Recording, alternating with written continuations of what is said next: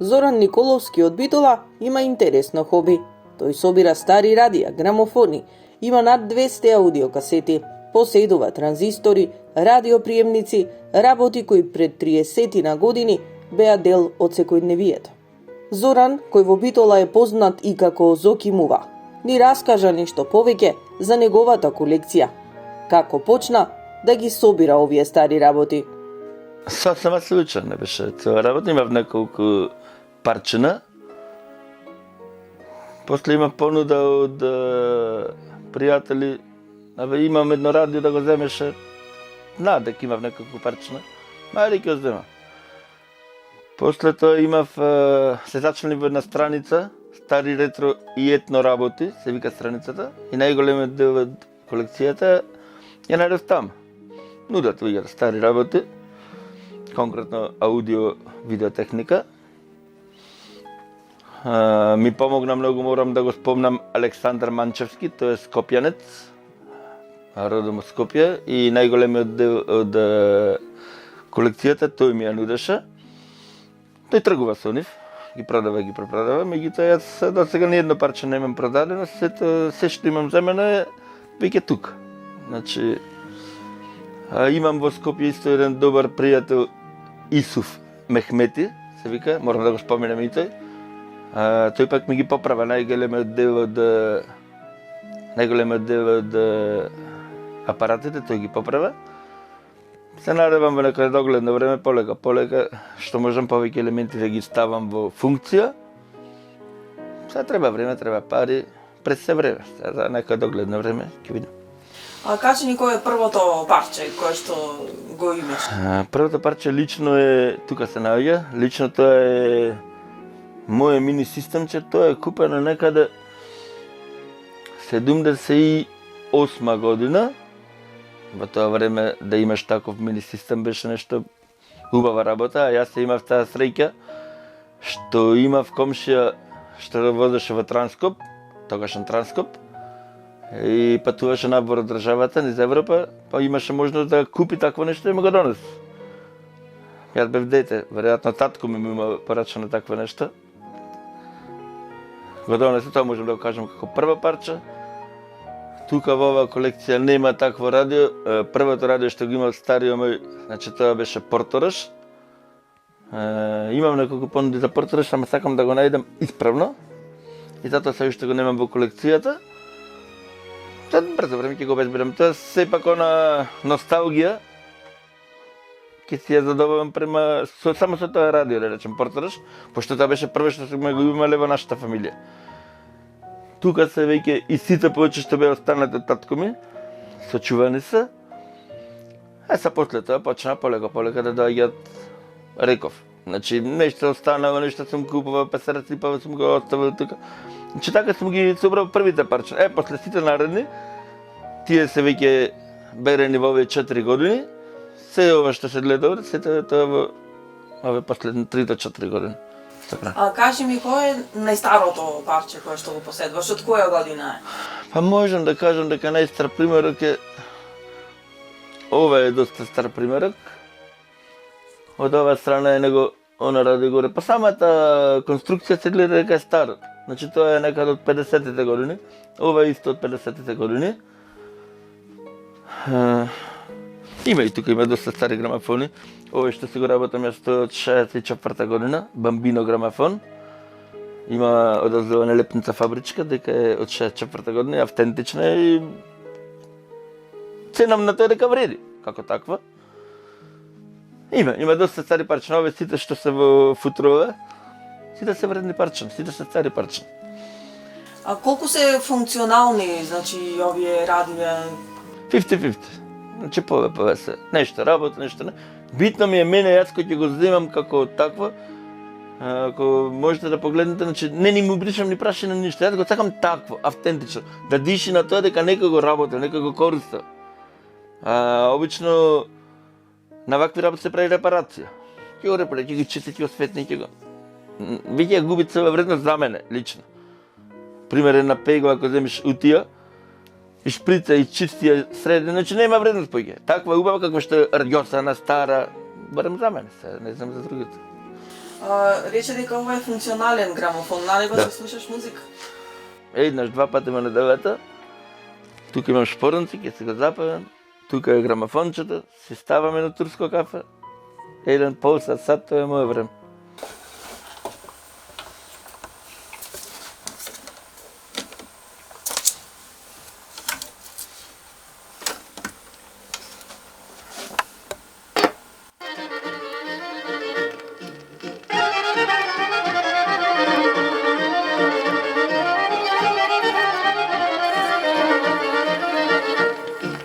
Momče mlado ubavo, kalešo na jedonče. Momče mlado ubavo, kalešo na jedonče. Како ги одржуваш? Не, одржувањето е чистење, повремено чистење на прашина. Не го чувствувам тоа како обврска, едноставно си пушта музика, кафенцето дома, не е тоа обврска, значи. Едноставно као потреба е. Као потреба. Може ли да ни наброиш, те гледаме ние тука дека има стари радија, меѓутоа што се друго има? Гледаме и фотоапарати, камери. Првенствено почнав со радиото. Меѓутоа, не раскинлив дел од нив, значи тие се да речам подсетник на едно време друго, конкретно најмногу 80-70 години. И некако стихино почна да прибирам некои работи што се исто од тие години. Значи има машини за шиење, има тука сингерица, тука има една друга. Имам почети грамофонски и малите амплејките големите, значи исто. Касети имам еден куп, значи имам 200 касети од прилика, видеокасети имам. Еве тука има некои стари телефони, стари радија за автомобил, некои детски игрички, што порано сме немале можност да ги купуваме, да ги имаме. Ето, стане некако примерот ги сочи во Пинив. Еве има и телефонски секретарки, фотоапарат има.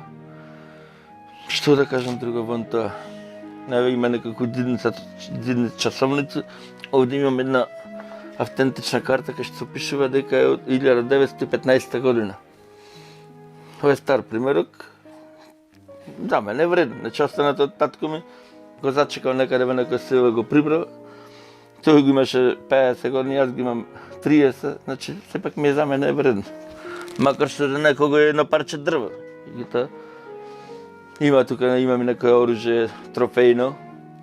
Значи се што е на некој начин од најголем дел од тие 80-70 години. Нека носталгија, пак ќе речем, јас сум растен во тие 70-80 години. Имав прилика да присуствувам на една селска забава, да речем, каде што обично грамофонче малечко прави радост на едно 200 души. За мене тоа беше точно сфатливо, ама во денешен аспект кој ќе гледам, значи колку биле среќни луѓе со малку, денес и цел стадион да му го дадеш, да му го наполниш со одлучување, не би ги радувал. А тогаш знаеле да се радуваат на такви работи. На едно транзисторче обично се радувале. Колку можеле луѓето тогаш да купат едно радио, еден грамофон, скапи беа тогаш? Обично ваквите ситни транзисторчина ги имаше секоја една фамилија, беа пристапни со цена. Проблемот беше што не можеш да ги најдеш. Со Петар Ставре баш го правевме интервју, тој каже дека до Белград отиде да земи еден грамофон, супрафон. Бил залюбен во таков грамофон, тука го немава никаде. Се пак неверојатно каналите биле однапред да дојдат тука, во рамките на Југославија прамуват. Сега овие ваквите па постари радија ги имале поимотните граѓани во тоа време. Насела не можеле да имат вакво нешто. Меѓутоа, за овие помалите, поситните радија, мислечам дека секој една куќа можеше да го посадува. Веќе кога стигна оние поминат 70-те години, тие беа сиромашни години, меѓутоа веќе во 80-те секој не можеше да си дозволи да купи. Со тоа што ако се сеќават имаше тогаш нели навалица на нови апарати, видеа, грамофони, па сме правеле списоци, па сме чекале да ги донесат по 3 месеци, па мислејќи кога нешто ако ги го отвориш внатре ништо немаше. Меѓутоа разработиле некои луѓе канали да донесат такви работи. За да може луѓе да пратат трендот, значи тогаш излегува видеата, тука да купиш немаш и да се правиш некој контингент 50-100 парчета ќе ги донесел некој. Конкретно тука имаше битова промет своевремено. Ги носиш, јас сад таму има порачано. Кафе, како бе, што е убав? Па, уствари ништо, празна кутија, меѓутоа во тоа време така беше. Споредбено со технологијата сега што ја имаме, значи и она што го чуваш тука како историја. Значи што мислиш, која е разликата? Значи ова нова технологија да речем, современа, овој дигитален звук што денес се пласира, нема шанса да го замени звукот од винилот, барем за мене. Значи тој има топол, пријатен звук. Не, значи ова е јак звук сегашниот, меѓутоа е дигитален. Топлината што има грамофонска плоча не може да има тој звук. Значи голема разликата. Доаѓаат ли тука луѓето некои што сете исто така влюбеници во овие стари работи, сакаат да ги видат? Има интерес. Многу пати јас самиот ќе почувствувам потреба ќе видам некој повозрастен човек. Тука, например, во Малата, да речем. Трико, дојди да виж да ти покажам нешто. Секој те чест момче, веле. Значи го враќам, успевам да го вратам некој време назад, во неговата младост, пуштам нека плоча. Успевам, сакам да видат луѓе, сакам да знаат дека поседувам вакво, дека има воопшто вакво нешто. И убаво е да се, затоа и вака овие емисии се баш затоа да се пласира дека сепак ние како град конкретно Битола поседува вакво нешто. Може би има некој друг, ама досега немам разбрано. Кажав, имам пријатели што ги продаваат од Скопје, ама не ги избираат. Сега јас ја ставив чивијата, пак, до некај до каде ќе тераме, ќе видиме. Веројатно ќе треба да туркам еден зид овде и да проширувам нова престолја. Сега со време ќе видиме кој ќе биде. Ти се нудат луѓето да ти донесат работа? Па се нудат, да, пошто веќе секој едно моје појавување во јавноста, веќе знаат дека собирам, најголемиот дел. Еј, мувче, тук да ти подарим, имам нешто. Конкретно имам 5 парчина, вчера ми ги подари еден нов пријател, да го речам, пошто виде дека собирам вакви работи, ми се јави на телефон, отидов ги зедов. Многу пат доаѓам во ситуација да доста од луѓето, ова не ми треба, наѓубре. Нека не го фрва. Или нека ме контактираат, или нека најдат начин, нека го сочуваат, значи тоа не држи нити место, нити простор, а штета е за таква техника, например, ако не работи. Овде ништо да не работи, пак ми е за мене вредно. Нека не го фрлат, нека најдат начин да го сочуваат. Имам разбран дека многу луѓе децата мали беа, почне да ги зеде да ги сфрли. Зашто да ги сфрли? Сочувај ги, споменат едно време, минато за мене, да речем, можеме да речем дека посреќно време, за разлика од денес, биле тогашните нашите родители биле порастеретени, безгрижни, немале вакви проблеми како што ние имаме денеска, нашата генерација. Меѓутоа тоа е тоа, продолжуваме понатаму.